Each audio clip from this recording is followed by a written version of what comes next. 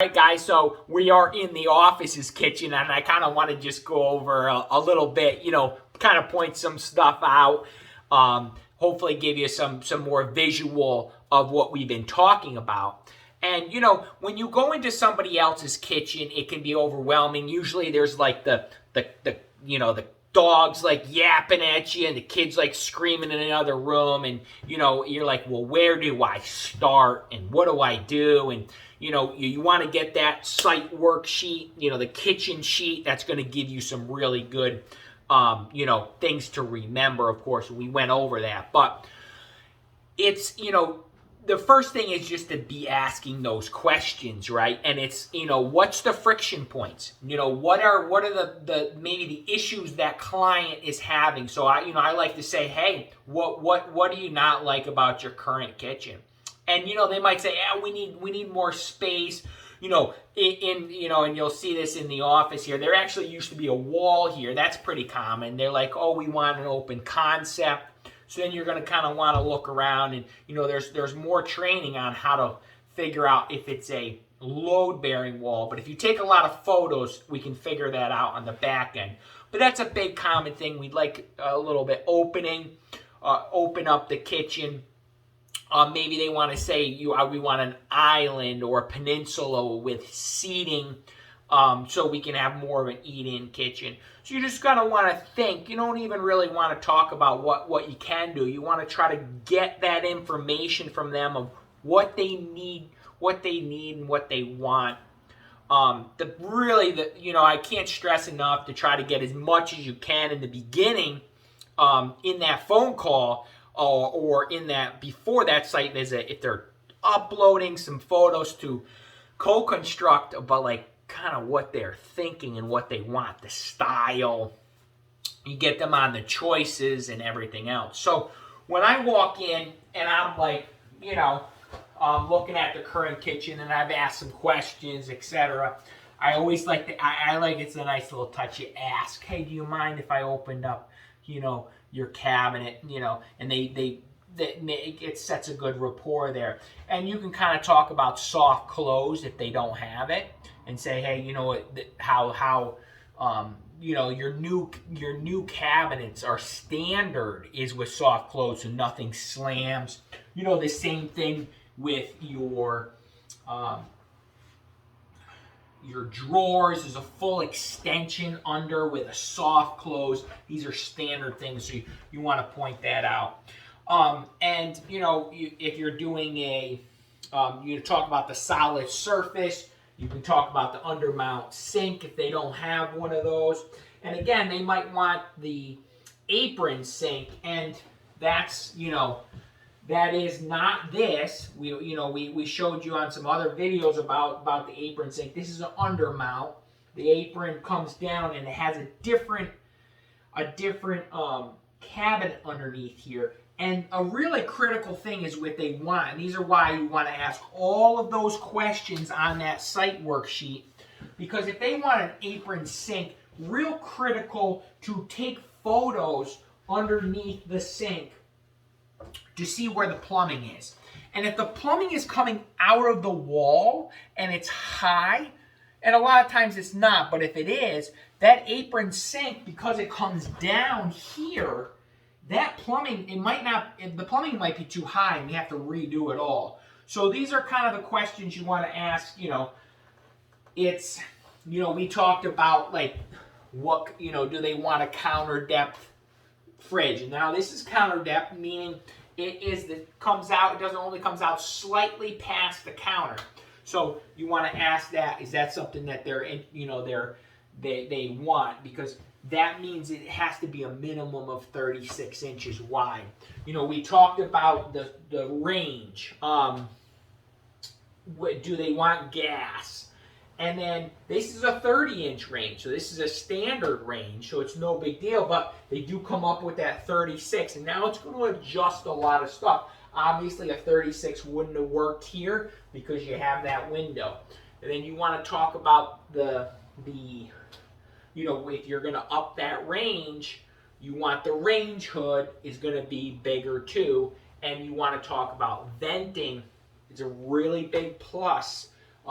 this is obviously, this is vented, but you might need to go outside and see where did that vent, is there something coming out of that area, one of those vent, you know, little flappers on the outside to see if it is vented, because sometimes it could be just recirculating. So those are kind of the details you want to look at. You know, this is a peninsula here. Can't really see, but you know, when you're in the office here, this is a 12-inch overhang. We did have a little bit about that. This is perfect for you know, bar stools and for people to get their knees underneath and eat. So that's all you need is 12 inches for islands and peninsulas for eating. So that's another thing we kind of went over. Again, I'm not going to stress enough.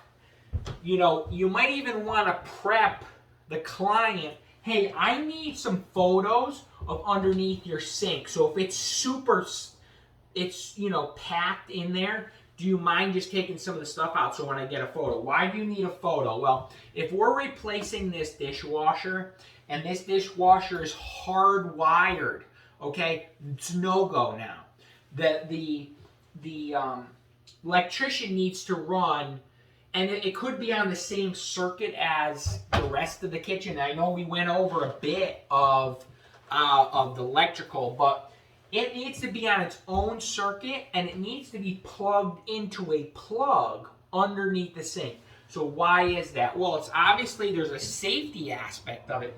If there's something wrong with the dishwasher, you need to be able to go into underneath the sink and unplug it immediately.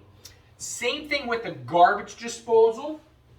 So, and that has to be on a separate circuit too. So if they're adding a garbage disposal, or if you don't see a plug underneath here, you need to add money for the electrician to put its plug. Now, when do we have to worry about a lot of wiring? Well, if it's an older house, and I would say 1950s and below, this one, a perfect example, is 1950. It was built in 1958. It needed 5 new circuits. And why? Well, all appliances, we went over this, but all appliances need to be on its own circuit. So you have the lights are on their own circuit. You can see there's a lot of GFIs here. They have to be I think it's 30 inches or something. Between 2 and 3 feet is the max that they can be. So there's a lot of GFIs. That's one circuit. Your dishwasher's your one circuit. Your range is one circuit, and your range hood is another circuit. Your refrigerator's another circuit. So there's a lot of circuits that you have to, by code, you have to add. So it's typically 5 we're always adding. So you want to go down in that basement. You want to get those good photos of the electrical panel and see, and you know, we'll have more training on that. What is, you know, is there space in the panel? Some blank spaces that we can add more circuits.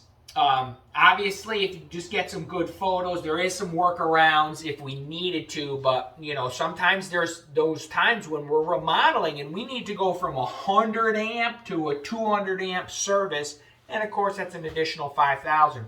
People usually, you know, it's an easy sell because you say, you know, hey, everything's going to work better, now you're going to have more power to the house, etc., etc. So, you know, kitchens are there's a lot to it. You know, we went over the electrical side of it, but there's the other side of it is we want to talk about the recessed lighting. And these are like, you know, recessed lighting. This is a 3-inch can.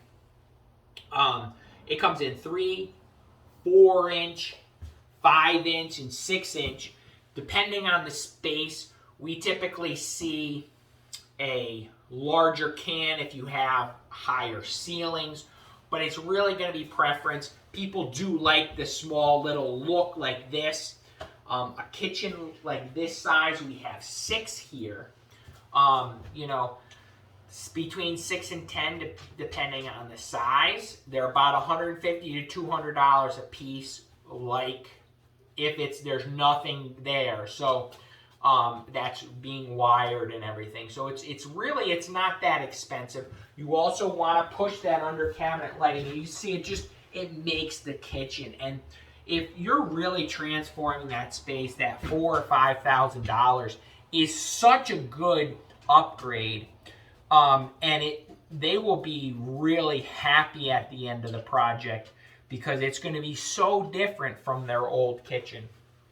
So, you're going to rely a bit on the kitchen designer for one. You're going to rely on the client for picking out a lot of stuff. So the key thing for you is getting a lot of photos, getting a lot of measurements. We talked about the linear foot of the cabinet. I would, this whole bank here you would measure. This would be linear feet of the lowers, linear feet of the uppers. And then, you want to get your backsplash. And what we are talking about backsplash is you can see over here is that accent wall. And, this is a nice touch. Where would you stop the backsplash? Would you stop it kind of like at a weird angle here? You see that. It's not great. We did the whole wall. Looks a lot nicer. So you want to get those square footages of the backsplash, and kind of sell it in that way. So there is a lot, but just break it down. Use your sheet step by step. Get the ideas. Hopefully we can get the clients maybe already picked out a package. So now you just need to kind of put your thinking cap on and kind of think about all the different aspects of it and maybe come up with some solutions. That kind of comes around with the taking walls down and stuff. And you're going to rely on that kitchen designer to do stuff like this, where you have that wine rack and, the pull out for the garbage, etc. One of the other points I want to talk about is the crown molding to the ceiling. You want to make sure you have measured that ceiling.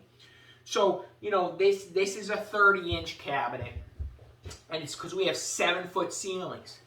If we had 8-foot ceilings, you would have an additional trim piece to be able to get that crown molding to the top. 9-foot ceilings, you're going to jump your cabinet to that 42-inch cabinet, and so on. Again, the designer is going to help you with that. However, if you are trying to get them in budget, you want to make sure you know what your height of your cabinets are going to be. There's obviously some other stuff, that you're going to want to keep track of. But a lot of times you need to just get where the people want to be in budget, and then the designer helps. And then, we send them and they pick out based off of their allowances, etc., etc. So have some fun with it. Remember, there's flooring. I know we touched out on some of the heating. There is a toe kick heater in this kitchen, so you can kind of take a look at it, because obviously there was heating in this room and we had to move. So when we talked about the heating, that replaced the BTUs of this room so that we're able to get enough heat in here. But I think that's about it. I think I've covered most of it. You don't need to be the expert on any of this stuff. You just need to collect the data and listen to what the client wants and kind of steer them if they're kind of going over budget. So if they want the Taj Mahal and they've picked a $20,000 or $30,000 budget, just say, hey, you're kind of in your mind, let's back out, that tier 2 or 3 of countertops. Let's not do the under cabinet lights, etc., etc. So you're going to sell a lot of kitchens. We do a lot of kitchens. It is a big ticket item for a lot of people. It is so they need to feel comfortable, and you want to set those expectations of cost and functionality and excitement. You want to be super excited about the kitchen because it's a lot of fun. I always like to say, hey, I love doing kitchens. It's one of the funner things that we do on the consulting side, and because it's really all of my clients get really excited at the end because it's functional, it looks great, and it's a great new space for years to come. And if you put really good finishes, it's going to last and it's going to wear really well. So, you want to get excited about the project. And sometimes that can be difficult because you've been, that might be your third appointment and you're like, oh, another kitchen. But you want to, generate that excitement for them, get them excited. And, it's super rewarding. So you're going to be able to go back and when it's all done and they're going to be happy. So a little bit more, there's a lot of other little videos explaining about products. Again, you still want to do it yourself, though. You want to keep up to date with the new trends. So, go on YouTube, go on, on some remodeling magazines and find out what's new. Because this stuff is like, blue is coming in right now. We're already seeing a lot of that stuff. And, who knows when you're watching this video, but it might be a totally different color. So you want to keep up to date with what's going on. Like, microwave drawers right now are the thing too. So there's a lot to it, but a lot of times clients already know what they want. So it's kind of easy. You just want to put it all together and then, think about the logistics of the electrical and the plumbing and the heating and, all that stuff. So I know you're going to do awesome. Thanks, guys.